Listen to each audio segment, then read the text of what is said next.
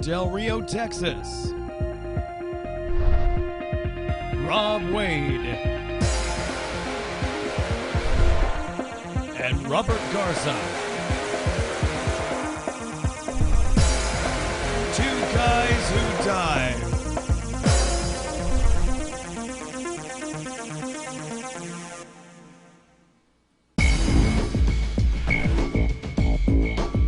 This episode of Two Guys Who Dive, recorded live, Saturday, 24 August 2013, episode 75. Hashtag better Batman than Ben Affleck. Welcome once again to another exciting episode, and coming off of our summer hiatus of Two Guys Who Dive, and I'm your host Rob Wade, and I'm here with Scuba Bob. That's right, aka Robert Garza. Bobby Flamingo. Oh yeah, Robert Flamingo. Thank you very much. Robert Flamingo. Thank you. It has been a long time. We've both been out. Tara and I have been vacationing, actually two kind of vacations, Cayman and Balmoral. Mm-hmm. And then right after we got back from our vacation, we stepped right into working on, why don't you kill the audio on the speaker there? We got to work on the musical play that the Upstagers, the local award-winning theater group, the Upstagers, was putting on, Curtains, and so we were hot and heavy getting into that and had a successful production, had a great time with that. And of course, you know, we finished the production, everybody's going off, and as it turns out, the dates for the production were such that as soon as we finished, everybody headed off. I think the audio's still up on our server over there. Just turn it all the way down. Turn down the lights, sweetheart. There you go. So anyway, the dates of the production were such that as soon as it finished, like the next week or two, everybody's heading off to college. Yeah. So everybody just kind of went, disappeared.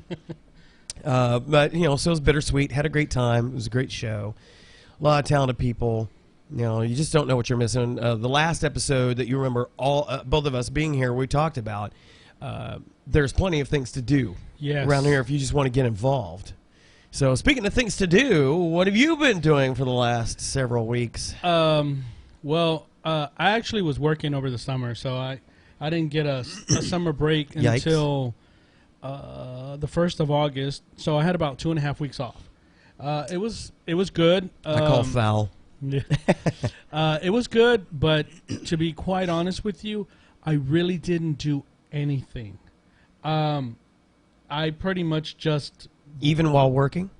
Even while working, no. I pretty much just was so burned out from this past year that I needed the break. I needed the time off. So really, I kind of stayed up late, got to watch TV late. So it was good. And I did a lot of writing. Writing? Yeah. Like what writing? Cycling. Oh, writing, not writing. Writing. I thought you said writing. I was like, you're becoming an author? Yeah, actually, I should have. Right.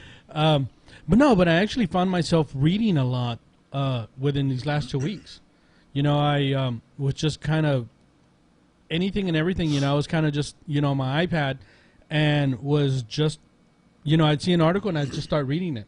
Right. So it was interesting to find out, you know, we're not the only country that's got problems, you know. Oh, that is true. There's a lot of mess going on in the Middle East right now. Exactly. Sure. So, but just reading about all the stuff, the way, you know, the we get involved in, really has nothing to do with us.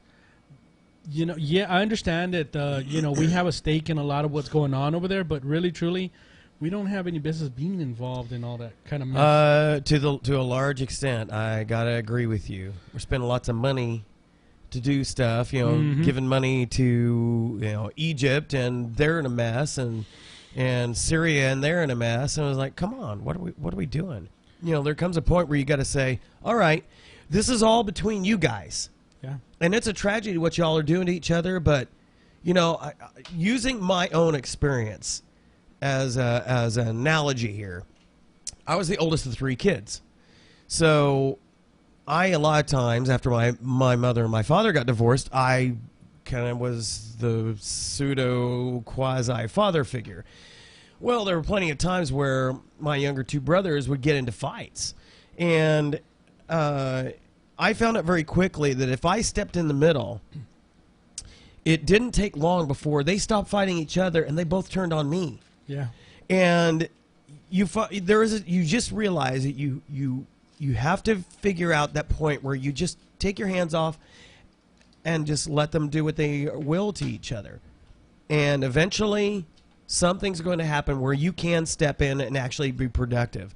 But this is a mess right now that is just we can't solve it. We have and I'll say this, we have issues here that need attention. Oh yeah. You know, before we can go out and start helping other people, Right. we need to fix ourselves first. Yep. So although, you know, I admire the fact that we go out there and we try to help everybody who needs help, but we can't fix somebody else's problem when we ourselves have problems. Right. So that's just how I think. I mean, there's a lot of stuff going on here, you know, the job issue, the economy the way it is. Yep. You know, we need to start funneling money back into our government or our system before we can start giving it out to everybody else. That's just how I think. I'm right there with you. I'm on my box. That's right. Well, to lift things up a little bit, we have, of course, you notice the title of the episode today is Better Batman Than Ben Affleck. Oh. Okay. We have reviewed a number of science fiction movies, and of course the various superhero movies. Mm-hmm. We're big fans of that. Yeah. And I've said before that I grew up a DC Comics guy, although I always did like Iron Man, as far as Marvel. And of course, we've seen over the decades plenty of TV shows and movies and cartoons done about the both characters from Marvel and DC Comics. But I always liked Superman. I always liked Batman. Well, unfortunately, you know, Superman has not been given a really decent treatment until, in my opinion, this last movie.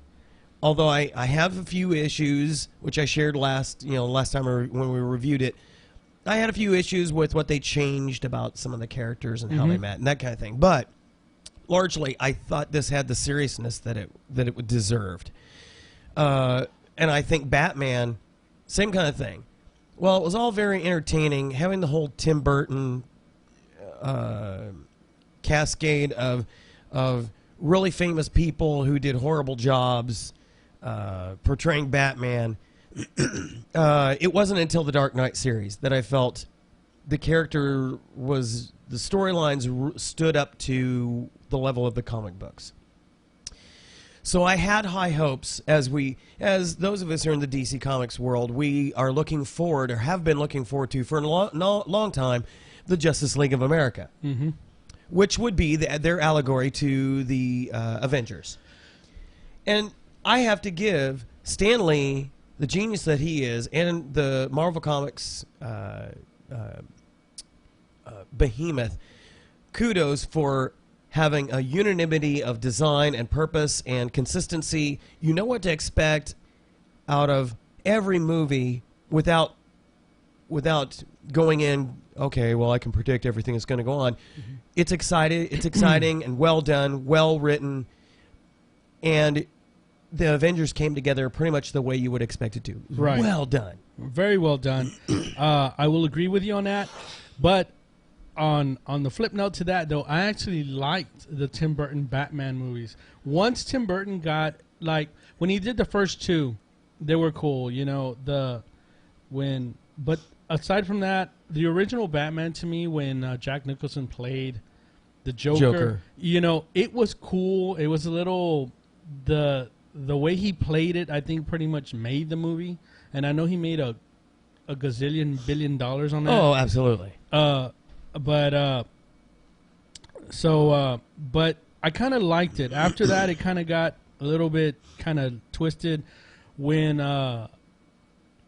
when what's his name? Can't even remember his name. George Clooney played Batman. To me, that's when it started going kind of down. Well, Not that he's a bad actor. It's just the way the movies were done were very cheesy. I felt they were all cheesy. No, as I said, though, I thought they were well done. They were enjoyable to watch, but they were like a several steps up from the camp of the 60s series, which I also have fond memories of. Old chum. You know, I had that Bill Shatner way of delivery. Adam West. I actually watched the original Batmans on Netflix. Oh, yeah. Yeah, so it was pretty cool. Yeah. I have good childhood memories about that. And like I said, seeing the really updated designs and editing and filming choices, they were entertaining. The Tim Burton films were entertaining, but they weren't the teeth. They didn't have the teeth that the comic books had. Yeah. Well, it's the same thing when when Superman, when they were done by Christopher Reeves. When they first came out, they were done, for their time, they were great. Yeah, yeah. But now as time's gone, the new Batmans, the Dark Knight series, they're more, I guess, to our liking because they're more dark, they're more serious. Which put them more in tune with the way the comic books really were in our time. Right. So I do like that. I really wish Bale would kind of step back up to the plate. Oh, me too. Hence the reason for as soon as I heard that was released Thursday, and Friday the Twitterverse absolutely exploded, and this hashtag "Better Batman than Ben Affleck" immediately trended, and of course I had to put my 2 cents worth in. Terry even came up with a good one. She goes, that guy from Ferris Bueller. I said, Ben Stein? I said, yes, Ben Stein would be a better Batman than Ben Affleck. I don't have a problem with Ben Affleck. I think I hate him. He's a horrible actor, in my opinion. He's made nothing good, in my opinion. I'm not going to go as far as saying that. I'll go as far as saying, the few movies that he has done, he's pretty good. I just don't see him as this type of action hero. I mean, he did really well, like in Good Will Hunting and in Argo, But as far as that, I think when it comes to action figures, there's people that are good, action people, and I just don't see him doing it. All I have to say is Daredevil. He sucked. In Daredevil, that was the poorest excuse for a superhero treatment. The guy was blind, although Elektra so the was audience better. needed to be in order to enjoy that movie. The only redeeming factor of that was what's her face playing. Elektra. That was the only, and then. I actually like what's his name, Colin Farrell. Yeah, Bullseye. Bullseye. He was. Yeah, he cool. was good. He was cool. Good. They were there. Here's a case of I wouldn't have minded to see Bullseye just seriously decimate Daredevil, and this will be the same thing with Batman. I want a villain to just wipe him up. That's just so. Who's gonna play the villain this time? Well, I don't know, but I was just to kind of close this discussion out. I noticed that even on Bing search, the very first thing. Let me bring up the screen region here. Look here on the left, Ben Affleck petition, and it is amazing. Petitioners urge movie studio to drop Ben Affleck. That's on MSN. When they're covering that. So I went on. Basically, if you want to go to change.org and search for Batman, you will see the petition. It's over 30,000 votes already, petition signers already. I've signed it. I have. So has the studio already picked him up and said, okay, this is going to be the next Batman? The idiot who's directing the Batman versus Superman movie, he's doubling down. He says he's got the right mix of the attitude, that's not quite as like the Dark Knight, but what we need and for this movie. I'm like, no, you're an idiot. Whoever's producing this needs to fire the director, get somebody who knows what they're doing, because I'm not going to go see the movie. It's just that simple. I will not see it if Ben Affleck is Batman. But Just to have my suit. hopes brought up with a succession of Dark Knight films and a decent Man of Steel, then to have them trash it. And you know something? When I actually wanted to go see the Man of Steel, it was gone. I didn't get a chance to see it. So you haven't seen it yet? No, I have not seen it. Oh. But you know what? If you're gonna go ahead and we're gonna go ahead and we're gonna go ahead and talk about some films. If that's one of the ones you're gonna talk about, that's okay. I'm actually looking forward to seeing it when it comes out on video. So, well, actually, I think I already reviewed that on Okay, cool. episodes, so I won't go into that one. So, speaking of reviews, so you have not seen any sci-fi movies. You said you've been seeing... I haven't seen anything except kid flicks. All right, so let's go back and forth. All right. All right, so Pacific Rim. Okay, go for it.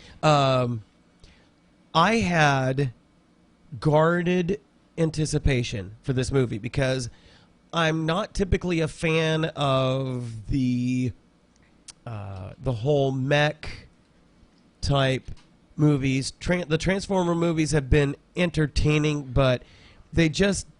I have memories as a child or a young guy about the Transformer cartoons, and these movies were just... I can't stand... whatever his name is that plays the... Shia LaBeouf. I can't stand him. He's a horrible actor in my opinion. But, visually they're exciting and entertaining. Oh, but very visual. A lot of eye candy. Oh, yeah. But I was like, meh. So I was like, okay, this is just going to be a Godzilla versus Transformers movie. Okay, that's really what I kind of had going in. But I'd read some of the buzz from those who are aficionados of this particular type of film, and they were saying this has got just the right mix that it doesn't just seem like a big, Japanese movie. And I have to admit, I was pleasantly surprised. I cared enough about the characters. There was a nice backstory with the major players. Enough comedy with the geeks that I found myself laughing in unexpected places, actually, and some surprise performances by various people. So if it's already left your area, you get an opportunity to do a pay-per-view thing. It's well worth it. I really enjoyed it it was great on the big screen. Cool. All right, your turn. All right. Well, for me, like I said, I got to see 2 movies all summer long. And I didn't actually get to see the movies until I went on vacation the 1st of August. So I got to go see Despicable Me 2. And, of course, the other movie that I got to see was the... what was it I told you? The 2... Guardians? No. Despicable Me and... Gosh, couldn't have been a Shrek movie. The Smurfs. I'm sorry, the Smurfs. So let me go to the first one first. Right. The Despicable Me. Go. It was actually very good. Having seen the first one, I liked it. Of course, it's animated. It was done really well, really great for the kids.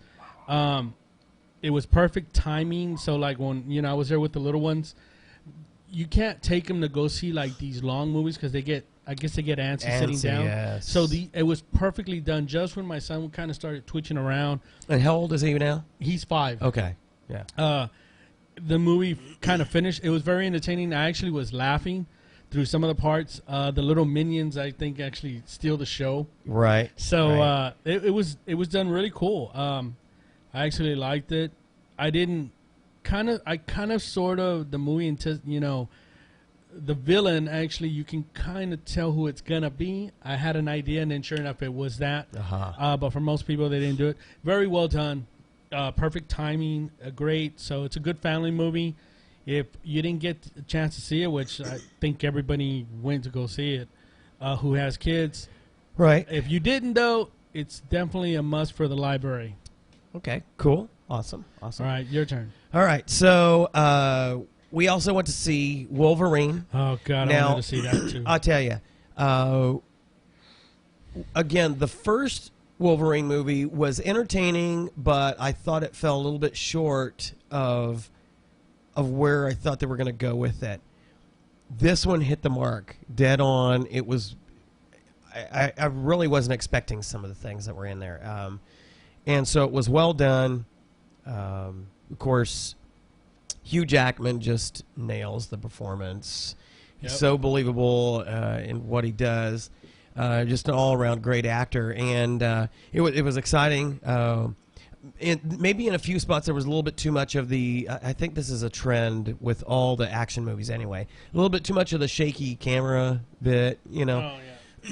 A couple of points, and I probably could take a couple of demerits off for some editing choices, but it wasn't enough to make me go, oh, I just can't enjoy the movie. So it was definitely better, significantly better than the first one. And I think even Hugh Jackman has been quoted as saying, yeah, this was better than the first one. I do know that I kind of caught some of the stuff about when they were kind of promoting the movie, right? About, you know, and in some of the interviews that he did at Comic-Con. Oh about yeah, it, yeah.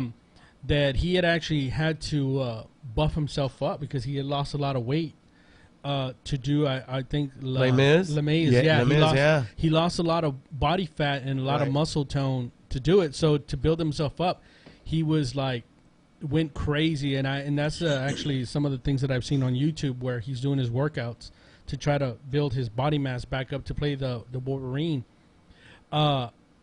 And it was actually really, really good. I didn't get to see it, so that's another one that I'm actually looking forward to seeing. But I heard nothing but good stuff about it. It was That splendiferous. they brought in a lot of, I guess, a lot of the characters to kind of put them together. Well, as is typical for the Marvel movies, you do need to stay for the credits. It's clear. I guess it has to be a setup for the next Avengers, the next X-Men movie. Oh, okay. It has to be because of the two people that show up. I was really surprised at what's her face that plays Jean Grey showing up a number of times in this movie.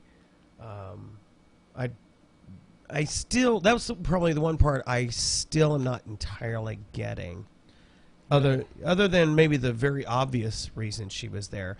But I thought, well, is there another layer to this that we're supposed to anticipate, maybe for future movies or what? So I don't know. But still, great movie. Another sequel, Red 2. Okay. It was every bit as good, maybe maybe even better than the first one. Really? Of course, you know, they didn't have all the same characters from the first movie, but most of them were there because, of course, if you saw Red, the original Red, one of them did die. Mm-hmm. But every bit of the same magic.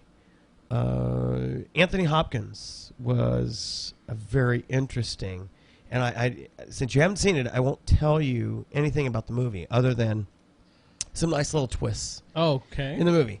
But Anthony Hopkins, anything he gets into,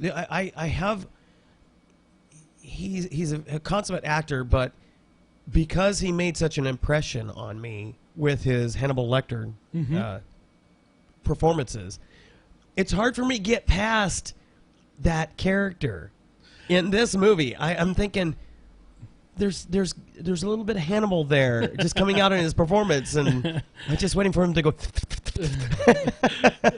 It's pretty bad. You know, it's kind of like me when I see him in other movies. I always, you know, not that he's stereotyped, but you know, in my eyes, he'll always be Hannibal Lecter. You know, Yes.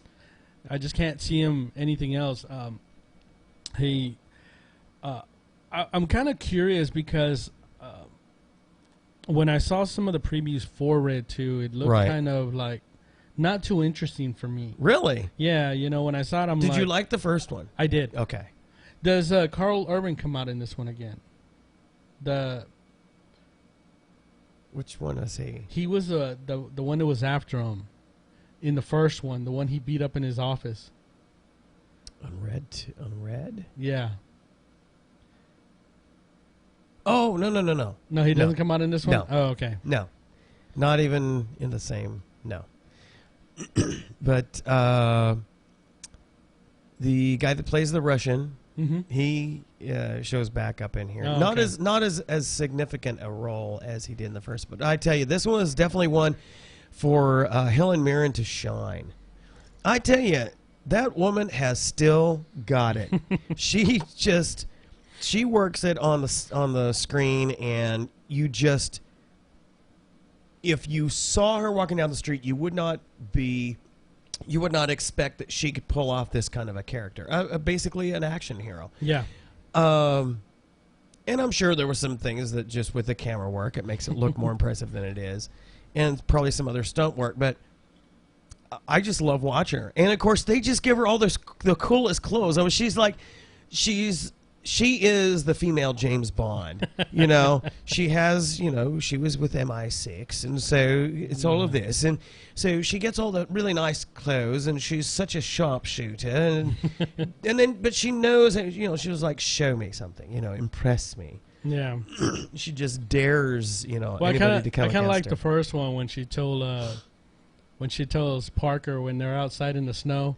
She was like, I've never heard when Bruce Willis talked about a girl or everything like that, and she was like, oh yeah. So I gotta tell you, if you hurt him, I'll kill you. She was like, oh, okay, and she just kind of look. Well, and she really comes into her own. Bruce Willis's girlfriend comes into her own in this movie. Oh, really? She really, without giving too much away, he's been protecting her since the last movie. Oh, okay. And so he wants to avoid anything to do with any of this stuff. And she's like, she wants so badly to get involved. Yeah. Well, she wanted to get involved in the first one. She liked all that stuff. She's which was cool. No, but I really enjoyed the first one. So you will enjoy this one. It was cool. Nice continuation, nice setup, and I think there's a very easy setup for a third one. Yeah. Kind of interesting though about the Expendables 3. What Sylvester Stallone said about Bruce Willis. Did you see that? No. What was the deal there? He backed out of the new Expendables. What? Yeah. Sylvester Stallone tweeted really bad stuff about Bruce Willis, that he's greedy and that he's all kinds of stuff. Yeah. Well, it's a shame because there's a great working relationship, but then I saw advertisements for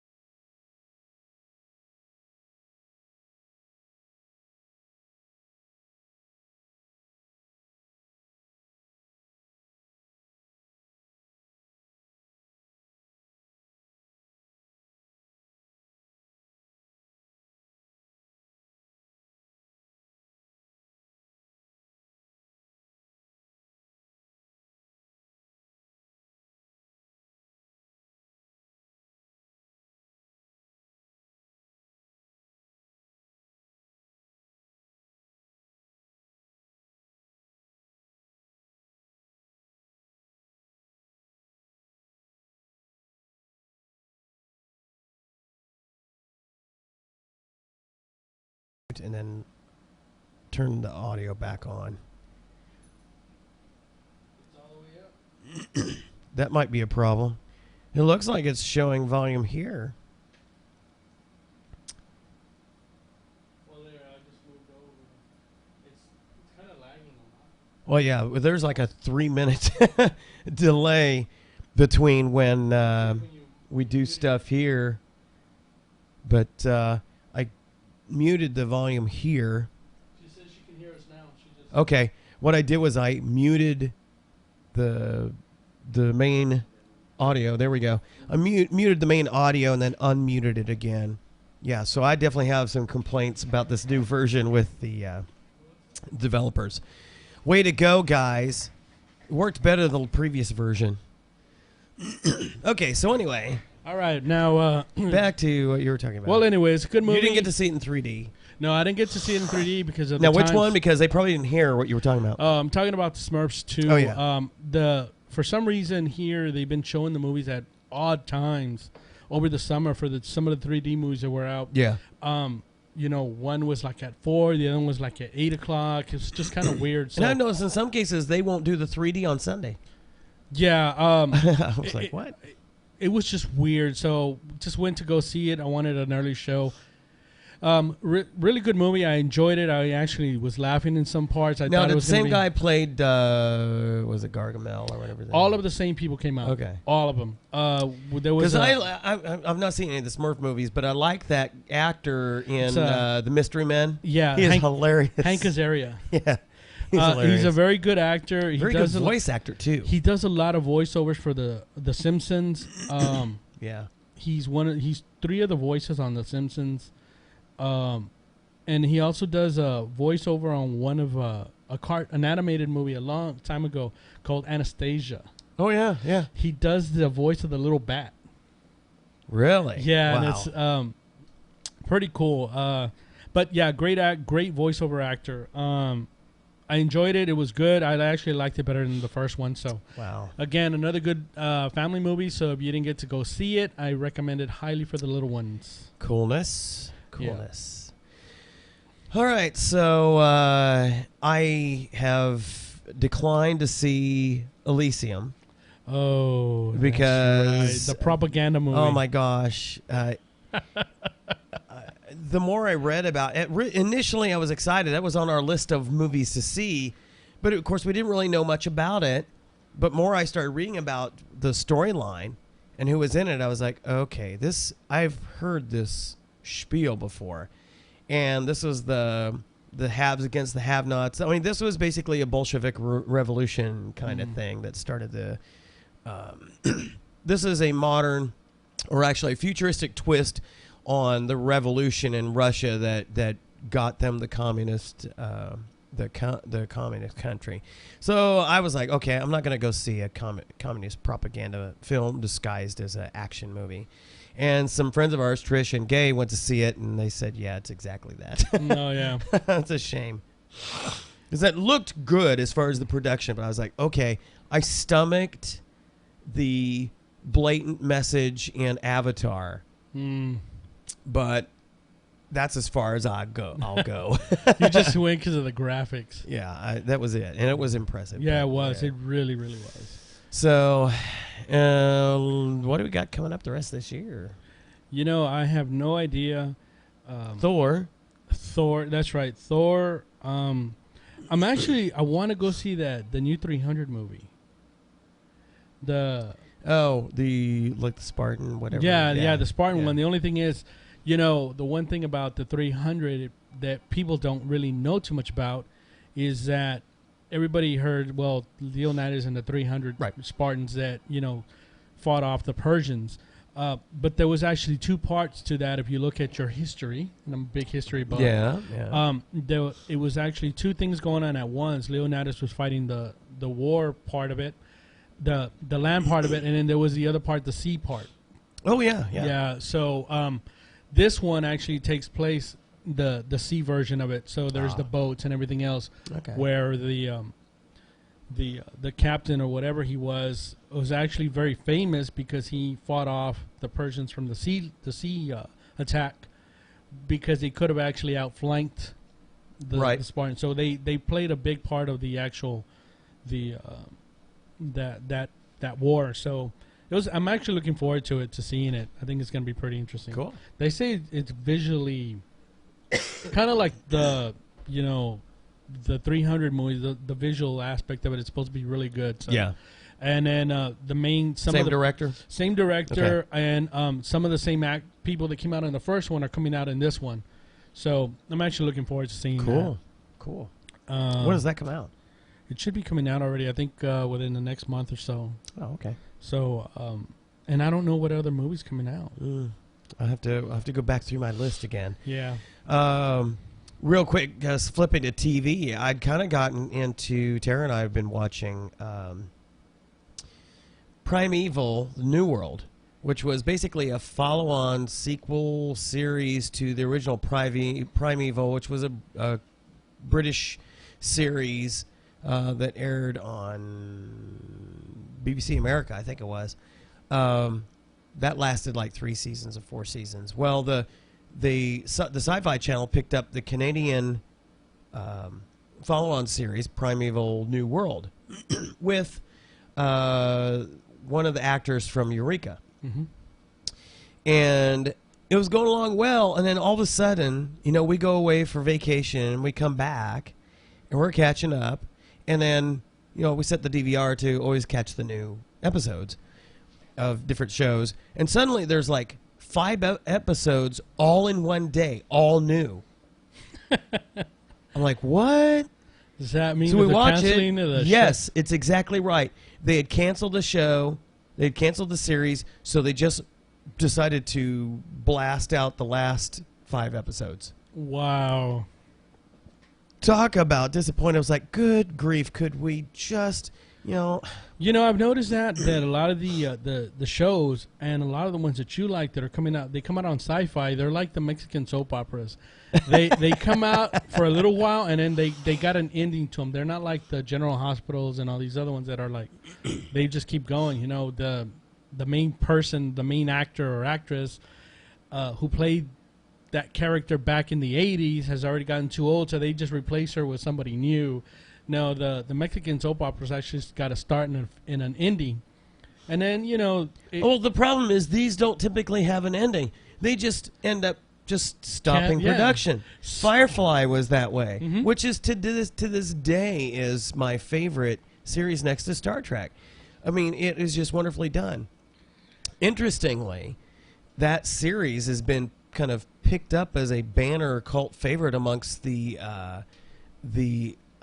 Atlas Shrugged crowd because they said it really demonstrates the kind of philosophy of Ayn Rand of rugged individualism and it's just kind of interesting. I was reading some interesting stuff. I'm on the reading list from the producers for the Atlas Shrugged trio of movies. Anxiously awaiting the 3rd installment coming out next year. So anyway, we were gone for our annual or biannual vacation, and I gotta say we had a blast. And I was trying to work with. I've been doing like video stuff last few days. I was trying to put together a collage of video from the trip, but I just ran out of time, so I'm just gonna kind of pull up, do screen region. We're gonna wing it. We're gonna wing it, so you can see a little bit, some of the highlights from our trip. We got there on a Saturday. We dove on Sunday. We dove every day except Friday. We thought well, originally, because we were going to fly out on the following Saturday, the 24-hour rule, we weren't going to dive on Friday, even though they had us down for a dive on Friday morning. Oh, okay. Well, because our flight was so early on Saturday, or originally was so early on Saturday, we were like, there's no way we're going to safely do this dive. Yeah. So we canceled the Friday dive, and we ended up going to Stingray City and playing with the stingrays, literally playing with the stingrays. But as it turned out, our flight was so delayed on Saturday, we could have done the dive on Friday. I was just like, what? So anyway, Starting off on Sunday, each of the days was basically you did a deep dive anywhere from 90 to 100 feet. They basically they kind of browbeat you. Don't go below 100. They would kind of like wag their finger at you if you went below. And then the second dive was shallow. Did you go below 100? A couple times. Yeah, that's what I thought. Yeah. Had I been there. And you would have been the one that they all jumped on. And I would have gone deep. I would have been like, you know what? So what? All right, so here we go. This just take my money. Yeah. So, okay, it's not doing the screen region for some reason. Why is it not working?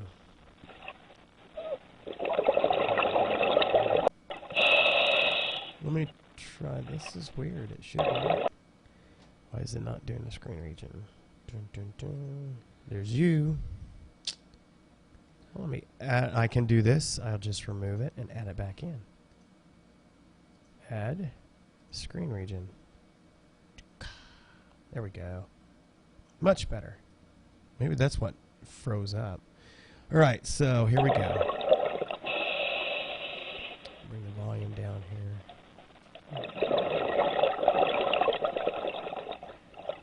So we're at about 90 feet here. Now, this caught me by surprise. I actually caught a shark. You caught a shark? Well, I didn't actually grab a hold of him. I'm doing a 360. Now watch. I cruised past Tara and right there. Oh, wow. So I'm like, I didn't keep the camera on him, stupid me. I'm signaling to Tara trying to tell her, there's a shark, a real shark. And then I was like, okay, I want to try and catch him. So you just see him swimming over the ridge. I was like, yes. You're cool. Because they're a little reef shark. This is cool. Let's skip ahead here. Yeah.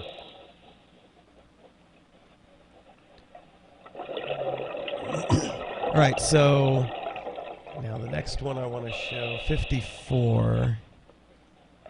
I am your father, Luke. Here we go. Yeah, I know. These were cool. These tarpon are so big. God, they look like they're just floating. Some of the divers, relatively new divers, and these are the silver sides. Those are just so awesome because they ball together. You just kind of move your hand out in front of them, and then they will move away. And you see this tarpon kind of swimming through the middle of it. That is so cool. And just thousands of them.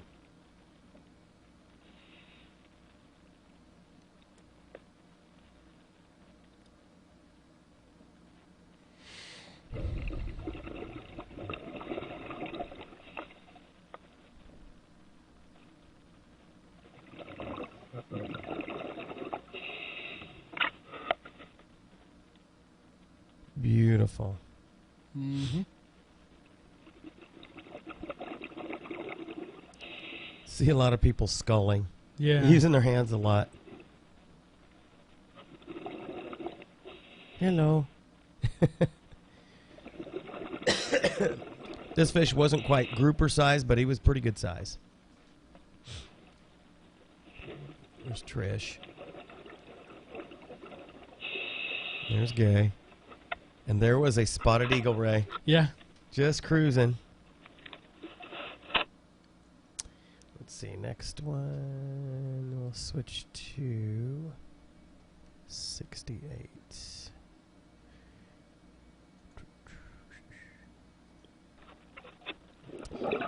Here's swimming into. We dropped in and swimming. It's so neat the way they move.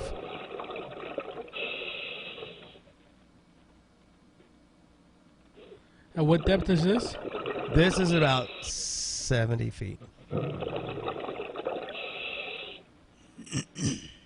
So cool.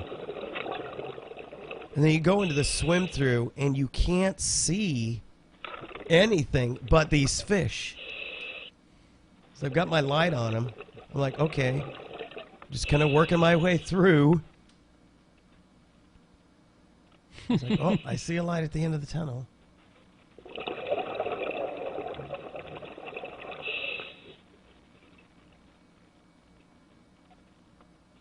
a lot of fish. That is a lot of fish. That can make some people a little claustrophobic. Yeah, I was about to say. And then you kind of break through and then just kind of swim up through the...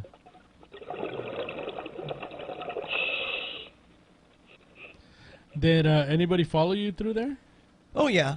As a matter of fact, they kind of... one of the sites, I didn't get video of it because I thought I had the battery charged up, but I didn't have it charged up enough. And I wanted to go back to it. It was some of the best place for swim throughs. It was just everywhere you went was a place to swim through. And they had this one called the Chute, and they said, it may not look like you can fit through it, but you can. Don't be a, well, there was a word they used. Mm-hmm. Don't be a wuss. Yeah. And go through it.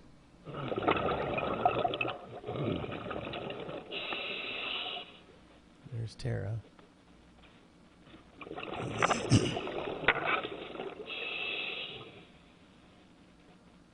She's checking to make sure I'm back there.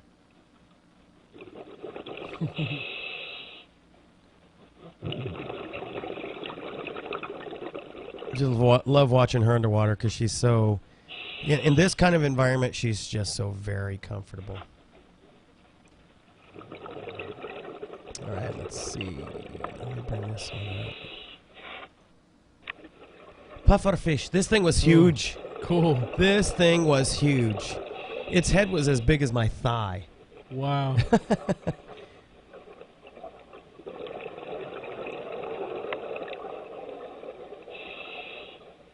Very cool. There's Tara. There's Gay. Sculling. It's like, where's Trish? I was hoping to see another shark. It really was. I'm pretty sure there was one around. You just didn't see it. Okay, so on Monday we did, regular dive, but we also did night dive. That was Gay. Of course, this was Gay's first saltwater dives ever. Okay. And so to go here for a night dive was pretty wild for him. He enjoyed it, but he was like, at first he was like, okay, what are we getting ourselves in for? But this was pretty cool. All right, I need to get, there's a little crab outside of its shell. See if I can get to, saw a lot of stuff, but particular, if I can get to it. Where are you? Oh, no.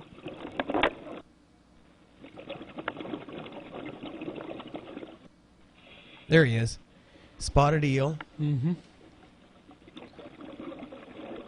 It was frustrating. Everybody kept shining their lights on it, and I'm like, it's flooding out my camera as far as light. I had plenty of light if everybody else kept their light off of it. And I could get really good color. And I kept signaling people, get your light off of it.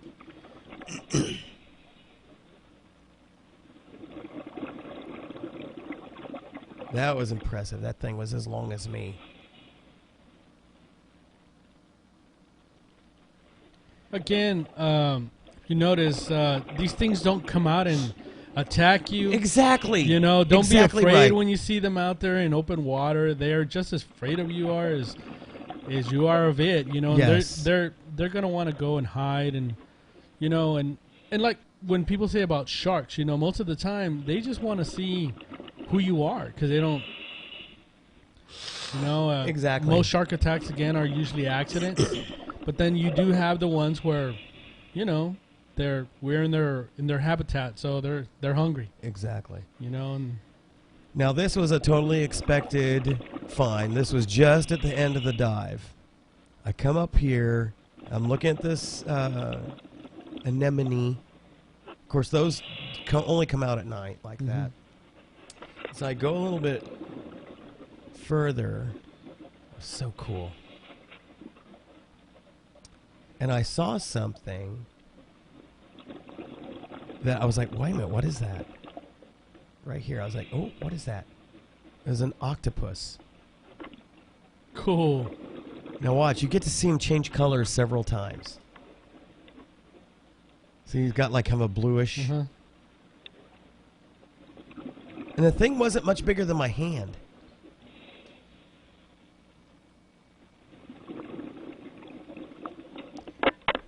Tara actually took this and this video on her computer and did some screenshots and she got some really good screenshots because this is high def. Yeah. But you have to catch it where I'm not moving. I mean, the current was pretty. I mean, look at this thing. I mean, it's just like flows.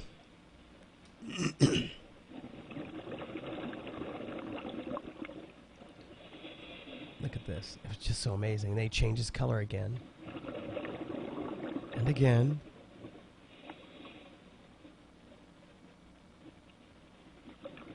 He's trying to blend in. He absolutely is. This was just fascinating. And watch as he comes over to the orange coral. Look at that. Yep. It's just amazing. That is so cool. You probably wouldn't have seen it if it wasn't moving. No, absolutely wouldn't.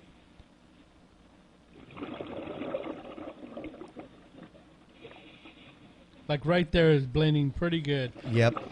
If it wasn't moving, you wouldn't have seen it.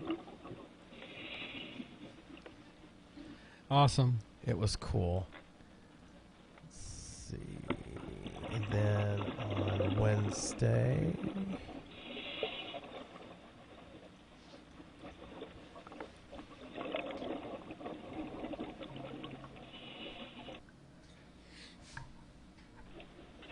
This was cool.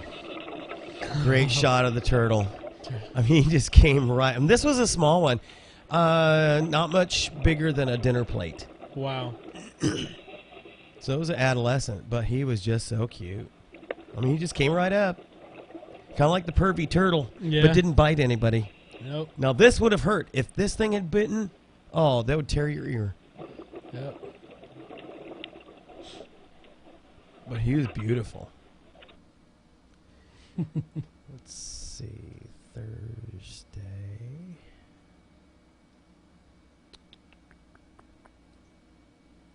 Oh, yeah, SpongeBob.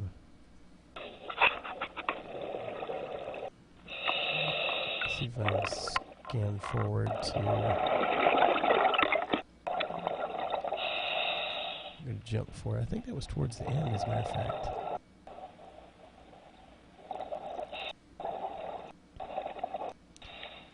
There I am, 105 feet max. I'm sitting at 101 right there.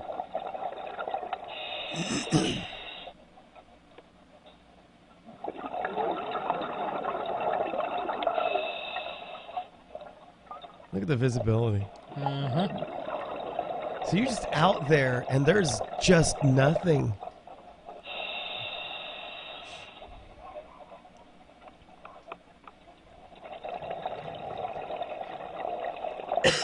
So there's this formation here. He was signaling. This formation here is the largest single sponge, naturally growing sponge in the area, in Cayman. And they call him SpongeBob for obvious reasons. SpongeBob. So I zoomed in on him. Isn't that wild? Yeah. There is SpongeBob.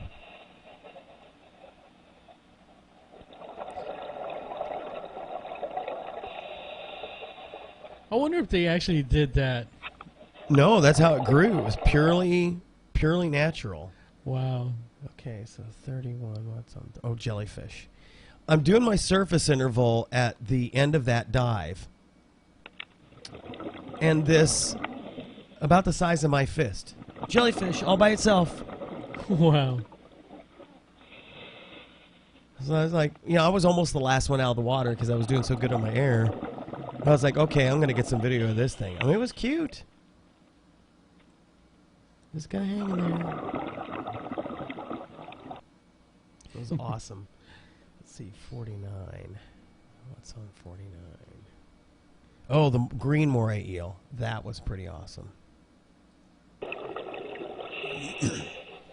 That is cool. This thing was bigger than that spotted eel. Yeah.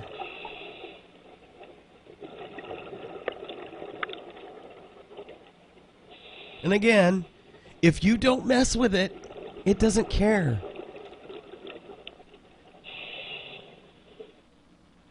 But I mean, it looks menacing because it's just gulping at the air and it's got all those teeth.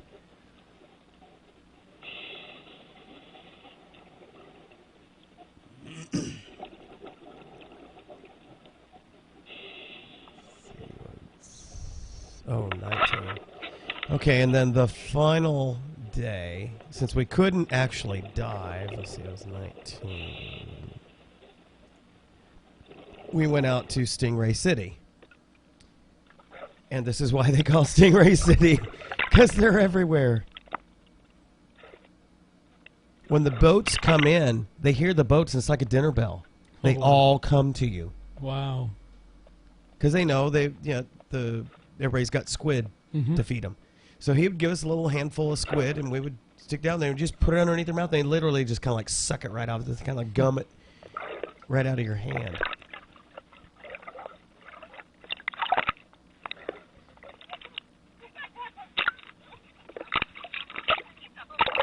You can hear Gay and Trish laughing. Yeah.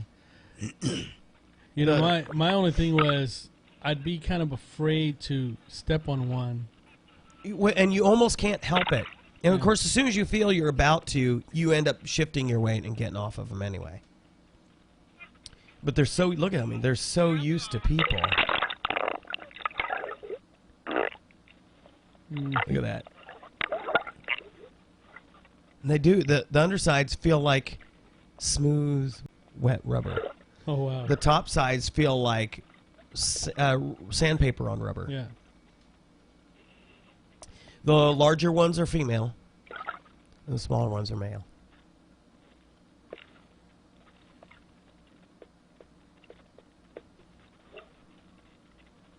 But there was probably 100 people out there. Wow. And 4 times that many stingrays. It was awesome. You see how shallow it is. I mean, this is out there, too. I mean, this is a ways out there. Let me show you the arrival out there. Here we go. So we pull up. This is where we're at. You see all of them come out here.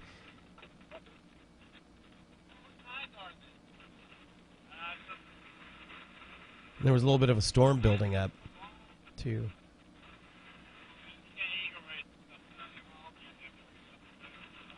It was pretty cool. Everybody was like, who's going to get in? I'm like, I'm getting in. I jumped in first. I wasn't wasting any time. That is cool. Awesome. That was great fun. So, right after we got back, had a training class. So congratulations to Greg, Jolene, Justin, and Kayla Thurgood, as well as Kendall Neff. They all basically one big happy family got certified as divers. As a matter of fact, they're down at Corpus right now, or down at South Padre doing some diving. Awesome. So good for them. They had a great time. It was they were great students. Kendall really had.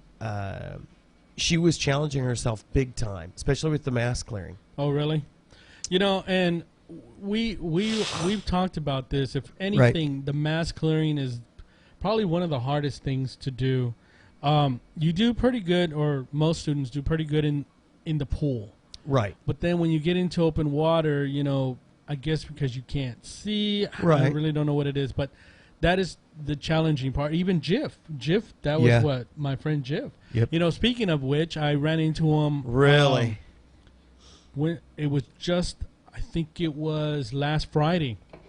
I ran into him at one of the campuses, and he asked me if I've been blowing bubbles, and I'm like, you know what? No, I have not. I've been, pretty much dove all summer. And I go, what about you? And he just kind of chuckles and says, no, I haven't been in the water since we got certified. I'm like, man, that was like 6 years ago. So I told him, I go, you need to get back. He goes, well, I need a refresher. I'm like, just call Robert. That's right. That's right. We can do this, let's just. but he's never been, aside from his training, he's never been in the water. That's a shame. Yeah, so. What a way to waste it. What a way to waste it. But you and I both know he had some problems during his training that I think just took the mental toll on him. Yeah. And I feel that that's what his problem is that he's just afraid to get back in. I think you're right. So, but that can be overcome. Kendall was a perfect example of that. You know, everybody else was like, well, you know, if she can't do it, I'm like, no, listen, if she's not willing to give up, I'm not willing to give up. And she absolutely persevered. She would even get to a point where she was frustrated in tears. She was like, I don't want to give up. I said, how old was she? 22, something like that. Oh, okay. I said, I'm right here with you. I know you can do this. You're actually executing it. It's just you've got a mental fear built up, a block about it. And it pretty soon she would just get to a point she was like, okay, let's get it over with. And then she would do it. You know, she'd go through her mental tricks on how to do it, and then she would do it. And I think she's going to be fine, but it's just, you know, it just shows you can overcome these fears, these challenges if you want to. So speaking of diving out at Lake Amistad, the lake has been coming up a lot. That's awesome. A lot. It came up in 1 week 5 feet, and then another week it came up 8 feet. And it kind of surprised me because the area that I was teaching was completely well underwater now. I'm like, wow. So I was taken out. I was going out weekend before last with Zach and Christian. I hadn't been diving with Christian before, but he was been anxious to get out here. He's only been diving in Puerto Rico. Yeah. So we get out there. We go out to, you know, I got the trailer and everything. So we got out to 454, Spur 454. We had a great dive. It's kind of disconcerting for him because he's not used to visibility that's this bad. Oh, okay. So he kind of blew through his air a little bit faster than Zach and I did, but it's okay. It's there to breathe. So we finished the dive, and Christian had purchased one of the boats from the Air Force Marina. They had a bunch that were on auction. Oh, wow. So he bought one of those. He brought with him. He said, hey, you know, we could go someplace else. I said, well, if you're up for it, I said, Castle Canyon will be an easy find right now because so much of it is out of the water. Yeah. But I said, that's my favorite place to dive out here. So, sure. So we aired up tanks, loaded up, launched his boat right there at 454. And we went out to Castle Canyon. Well. Uh-oh. Everybody was out there. I mean, there's just boats all along Castle Canyon. So we found a spot. I said, well, let's pull in about here. So he cut the motor a little bit early, so we didn't have enough juice to coast all the way up. So I said, well, let me just swim the line out and we'll tie us off. He said, no, let me just bump us in. Well, he couldn't get the motor restarted. Uh-oh. It was grinding. Not good. Either the starter or the flywheel. You know, it's an inboard, outboard. Mm-hmm. I'm like, oh, great. And, of course, this is the final performance of our show, Curtains. And I'm thinking, okay, and this is a little after 3. I'm like, okay, I've got to be able to get back to shore. Yeah. Because the show is at 8. We have to be there by 7 to get sound checked and all that fun stuff. So we're waiting. He calls his friend, Border Patrol, who calls the Park Service, and we're waiting for somebody from Park Service to come by and tow us out. So meanwhile, Zach and I jump in for a quick 5 or 10 minute close to the boat exploration. And so we're checking, and it's just awesome. There was a swim through, easy access. I'm like, oh, I would love to just empty a tank out here, you know. So, but you know, unfortunately, we just didn't have we did have the time, as it turns out, but we didn't want to take a chance. So. Right. So we did get a quick dive in there, but basically we ended up waiting for the Park Service. Well, they would cruise by once, didn't see us waving or blowing whistles and stuff. They went back the other way, didn't see us. Went back again. You know, he's calling his friend again. Oh, what's the deal? Went by. The guy passed by us 4 times. Finally, as he passed back by, he'd gone up Evans Creek, and he's passing back by, and everybody in our area, all the other boats are like screaming at him. And this is like 6 o'clock. Wow. Finally, he pulls around and he's like, oh, well, I didn't see you there with all the boats. I'm like, we're like waving the dive flag. And he couldn't see us. So finally, he tows us back. And then this is when one of those little storm cells comes through. Mm-hmm. So we're like getting beat to death because there's like serious white caps.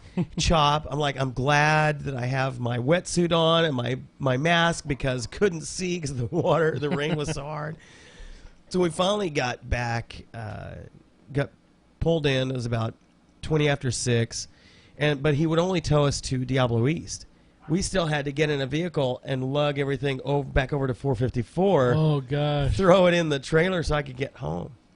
So fortunately, I got back, took a real quick shower, and then headed over to the theater and got ready and had a great performance. But it was interesting to say the least. Wow. Well, we're just about to wind up here. I was going to share some stuff about the Balmoral trip for our anniversary, but I'll save that for next week. But I do want to show off my Minion phone. The Minion phone. Somebody posted a great picture. It was awesome. The coloration is because this light.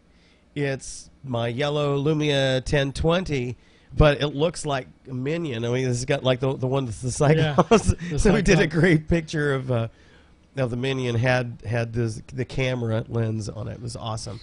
This, I have to say, this thing has it was more than I was expecting a lot out of the camera, but it was beyond even what I was expecting with it. This thing takes phenomenal pictures. I gotta throw this one up there, and I've got another dog wanting to crawl up here. Let's see. Let me go up here. Images. Where are you? All right. Let's see if I can open this up with.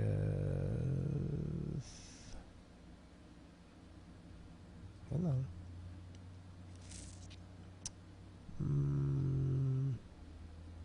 How about photo viewer? Will that work? Let me get this over in the screen region. Shrink it down a little bit. Oh, hush. Okay. Oh, really? I have to do another screen region. Remove. Oh, stop.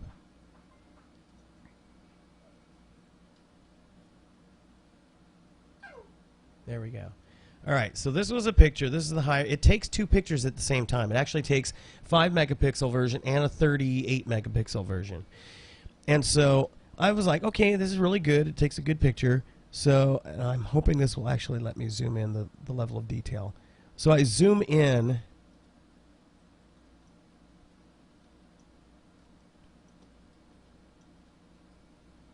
Actually zooms in further than I was even expecting.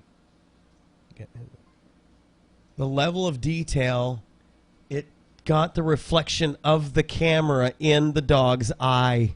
Cool. I'm like, what the world? This is a phenomenal. I mean, just look at the detail. It's just beautiful. And then, while we're on our Balmoral trip, open with photo viewer.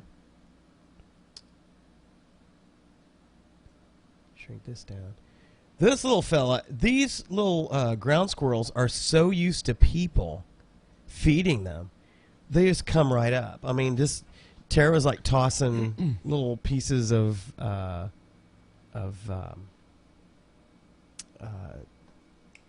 fruit, pineapple, to this thing, and it just came right up. So I was like, okay, what kind of picture can I get this puppy? I mean, look at the detail.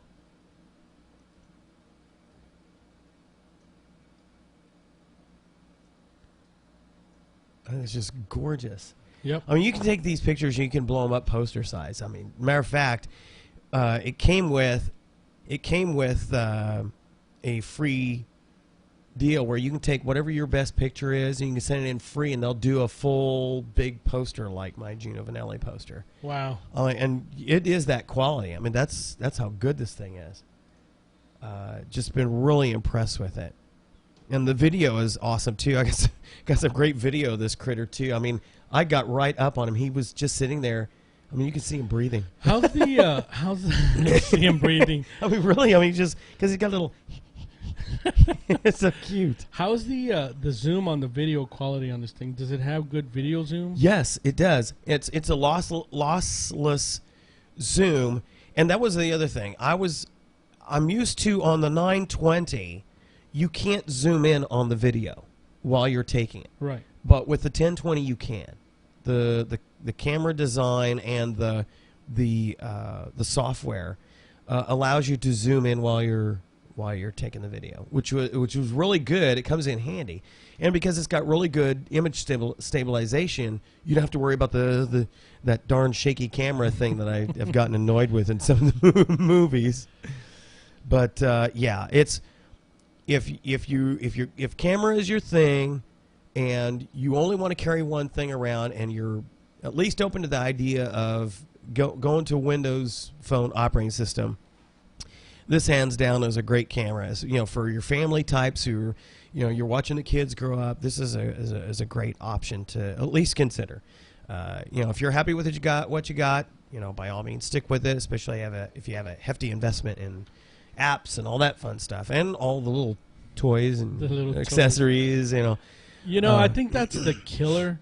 The killer isn't so much maybe applications as much as it is, accessories. Especially for the iOS stuff. There's tons of accessories. There's tons of accessories out there, and some of it is really inexpensive. Some of it is kind of very expensive. Yeah, so to each their own. I have not invested in anything for my iPhone aside from... I'm shocked. I figured you would have. No, actually, I don't.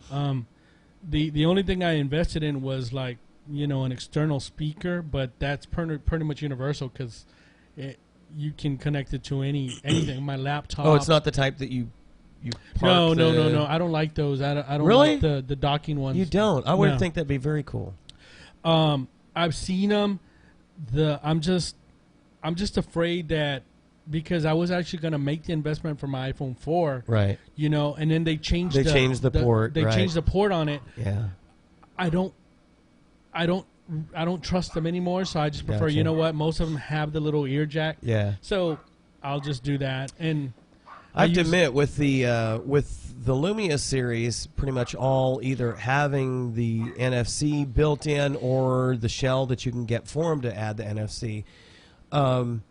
With JBL coming up with their neat little NFC activated sound system, you just set your phone set your phone down on it, and the NFC basically starts the audio for you and just automatically connects Bluetooth. So it does it. It just automatically starts playing, and it sounds really good. So, and I'm hearing rumors that potentially NFC might be in the 5S, which would be good if that happens. Then NFC is going to be everywhere.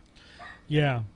Well, they're already. Did you see that to where they're doing the in some of the Starbucks to where you can just put your phone down and charge that? Well, I knew. I was like, okay, I knew there was another coffee shop that had started doing that, but I hadn't heard that Starbucks was starting to do that. Starbucks started doing it. I guess they were being in competition with this other coffee place. They figured. Well, it would only make sense. I mean, you have a lot of customers going to your place to sit down, surf, read books, or whatever. You know what? Let's just go ahead and a number of the Android devices support NFC too. Right. So let's just go ahead and do it. Do it. Do it. Do it. Do it. We were on vacation when you were doing your class. I was in. Yeah, we had taken off to Fiesta, Texas, and this was Saturday. We were there the whole day Saturday. Well, on Sunday, we decided let's go to the mall. Well, I was dying for a cup of coffee, so we were in North Star Mall. Okay. We walked into Starbucks. There's just so many people sitting out there, like enjoying, a nice cup of coffee, right? With their e-books and just reading and doing their stuff. I thought it was just so cool. I wish we could have something like that here. Well, you know, a number of little coffee places have tried to do that, but, you know, when you have something like that mall, you have a nice central place that's cool and comfortable for people to gather, and there's plenty of room. Yeah. We don't have a place like that yet. I know. But it would be so cool if we did, you know. I mean, I would go, you know, I would say let's go over there for you know, some pastry, and we Yeah. I don't know if you drink coffee, probably. Well, the frou-frou ones, you know, I like my cappuccino. Yeah. I like my mocha, my dark chocolate mocha with skim milk. Yeah. There you go. That's I mean, just go on, just hang out. Oh, yeah. Yeah, that'd be cool. That would be absolutely cool. All right. So, and then, of course, we got the rumors next month of not only the 5S, but a 5C, iPhone 5C. There's supposed to be one that's supposed to be like plastic or economical. I don't know. Yeah, I'm wondering what that's going to be. Although I saw something, I was like, well, it's not going to be quite as cheap as people are thinking. I'm like, well, if you're wanting to head off at the pass, the low end Android and now the low end Windows Phone devices, they're going to have to do something that gets them in that ballpark, because the 520, the Lumia 520, actually is now the most popular Windows Phone worldwide, because it's so inexpensive but still has all the capability, all the features, yeah, that your general set of performance capability is there. And going into your emerging markets, it's competing very well with the low end HTC and Samsung devices. I think I'm gonna wait. I know they're coming out with the 5S, 5 whatever. I'm just gonna wait until they release the 6. Yeah. Yeah, you know, I'm just gonna. These things aren't. They're expensive, you know. They are. They're you know, it's not like paying $100 or Right. you know, to where you get it for, you know, $199. No, these things are pricey. Yeah. For, you know, not to say that some of these other phones aren't good, but they tend to have good deals on, like, you know, some of the Android phones and the Windows phones, you know, and the Galaxies and stuff. You don't see the iPhones ever going on sale, you know, until the new version comes out. And then, and matter of fact, somebody made that argument that the low cost iPhones are really, you know, they're like, well, Apple's been doing the low cost iPhones. They basically just marked down their previous version, which are still marked up extremely high. You know, they're still getting their full cut. You know, Yeah. But for me, I think I'll just wait for the 6 to come out. I know that the new the iOS 7 is going to be coming out. I was going to say, you're going to be able to install that anyway. So. Right. You know, my phone will be able to support it. My iPod will be able to support it. My iPad. So I'm looking forward to some of those features. Check it out, and we'll see how it goes from there. But I am going to just kind of hold off. But I was going to mention, caught on the news before we get off, I saw that Microsoft stock shot up the minute they heard Steve Ballmer was taking off. You know, I was watching right after that announcement, Mary Jo Foley and Paul Thurrott went on live with Twit Network, twit.tv, and I was watching that, and they were talking about it, things that they'd heard leading up, conversations, and actually Mary Jo Foley had an interview with Steve Ballmer right after that, right after his announcement, and you know, it's going to happen within the next 12 months. So unfortunately, like, the blogosphere is acting like he's leaving tomorrow kind of thing. Well, he's going to leave within the next 12 months. They've been looking for a replacement for actually 3 or 4 years. Just nobody has stood up. I would like to see Joe Belfiore take it, but he won't. But I am, you know, they were like, well, really, he did well with him.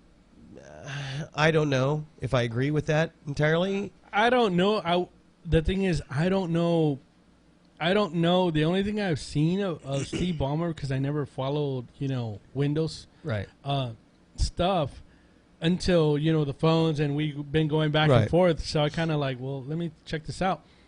But when he went ahead and did, you know, submitted his letter of resignation, or he's going to resign or whatever, on my USA Today app, they did kind of like the best of on his. Oh, his. Have you seen those things? Those are hilarious. God, he is like weird. I'm like, this is the guy that was running Microsoft. He's really? A huge cheerleader. Yeah. Did you see like?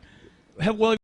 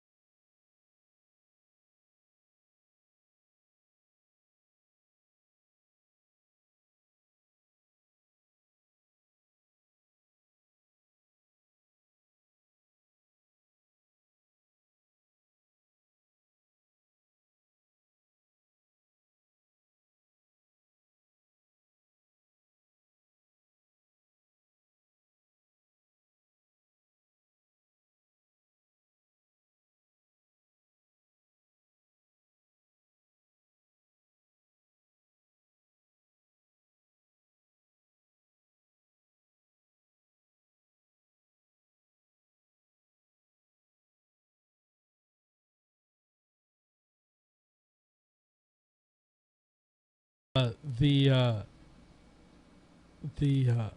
how much money he's making because of his the shares of stock that he has, because he announced that he's leaving.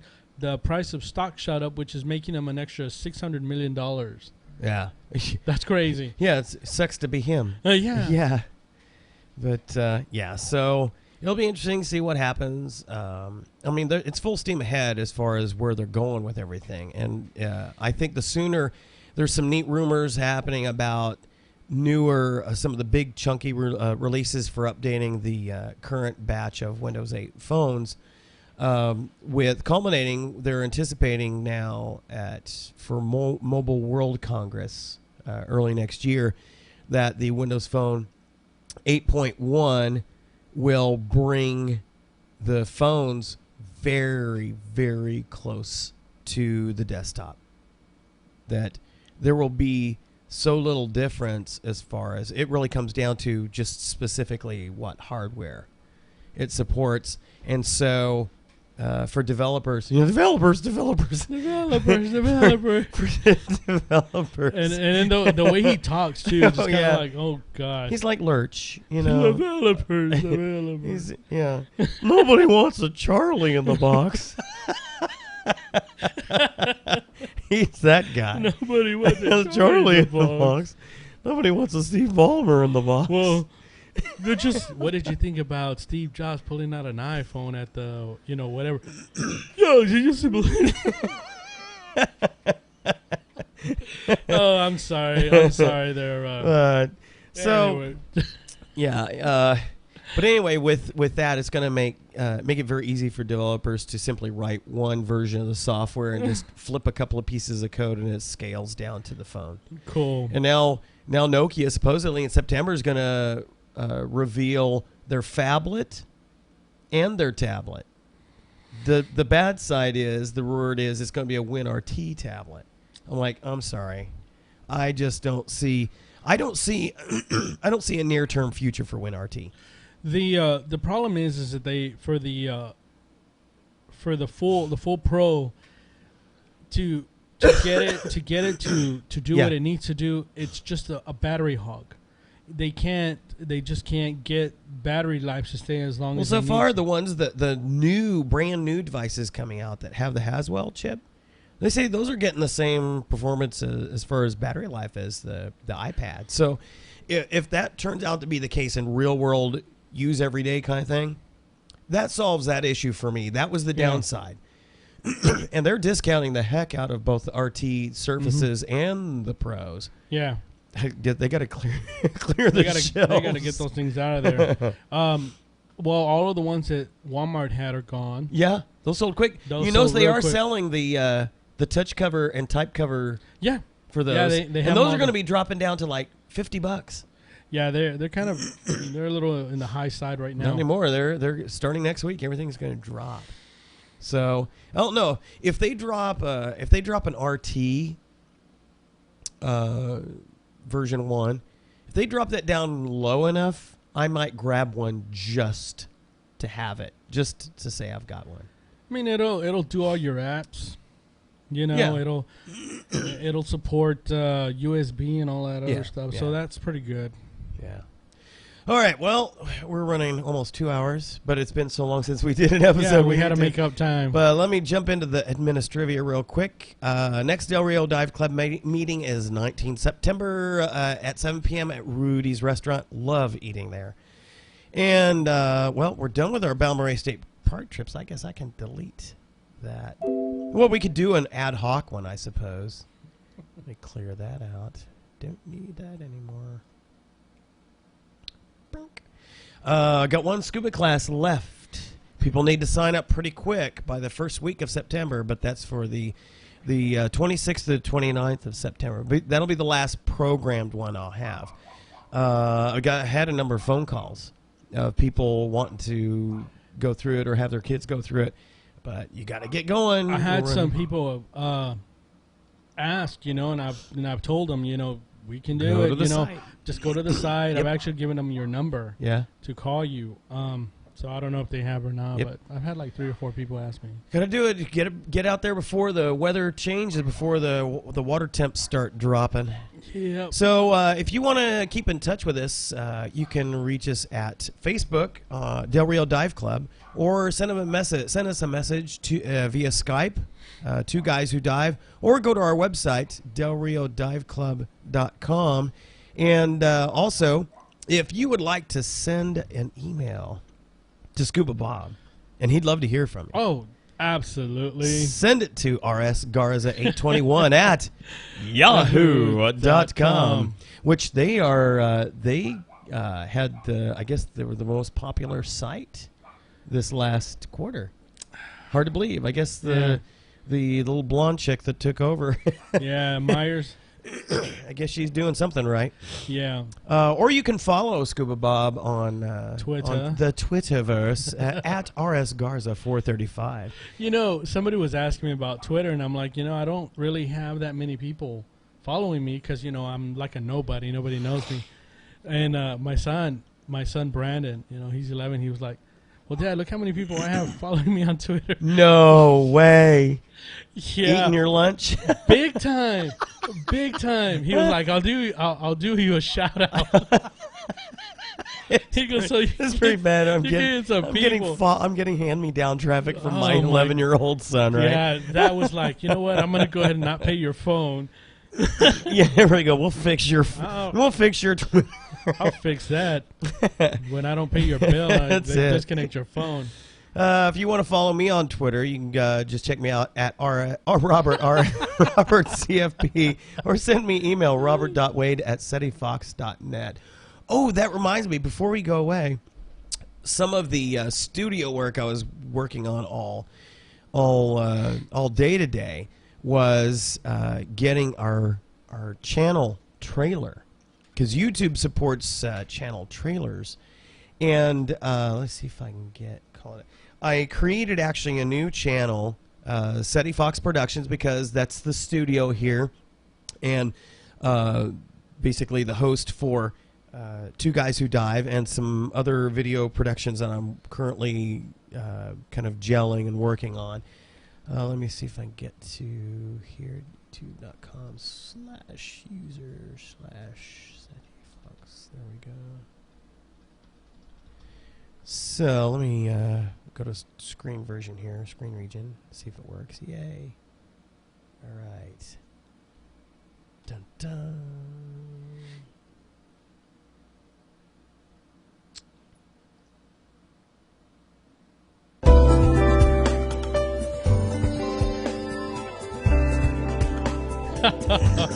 Nice. Check it out.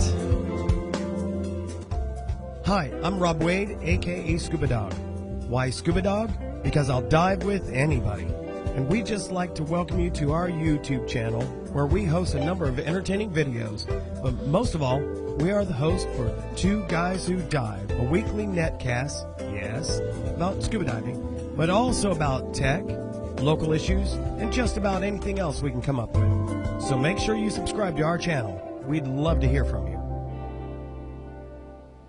Cool. There we go. That's pretty cool. We now have our own little trailer. So I thought that was pretty cool. That is awesome. So slowly but surely, we're taking the notch up a little bit, improving things as we go. Yep. And as always, we love to share comments, questions, and all that fun stuff with folks out there.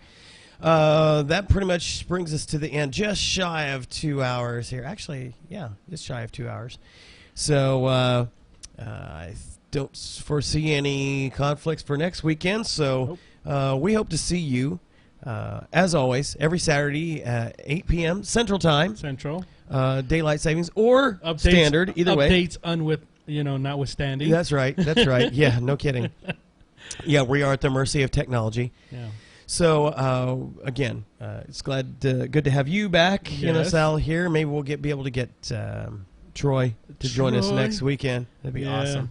Need to get a dive in. I don't think have you got it in a dive at all? No, this and year? I was going to talk to you about that here. You need to get in the water, man. Definitely. Yeah. Well, I told you that I got my suit coming. But it ain't that cold yet. My 8 mil. It But ain't no, that cold yet. the reason is because I'm planning on, since I didn't get a chance to dive, I'm gonna see, or my goal is this coming year is to try to get more dives in further into the season. Yeah. So I'm gonna see if we can, because I know you'd do it. Yep. I will. So I don't have a problem with that. Having a buddy is try to dive maybe closest or as far as we can until December. Oh yeah. You know, and I'll do once a month for sure, even if it's 20 minutes. Yeah, I'll do it. We can always go out to San Felipe. That's what I was thinking. You know, we can always go there, or you know what, on a weekend maybe, since I know they wouldn't be booked, make a trip to Balmoral. Yeah. You know, Yeah. and because the water there is the same as here. San Felipe. Yep. All right, so next week we will be sharing with you some of the video from our anniversary trip to Balmoral. Had a good time there. Beautiful weather, and I got to see a purple tank that I want. So, all right, so we will see you next week on another fun-filled, fact-filled, exciting episode of Two Guys Who Dive. Good night.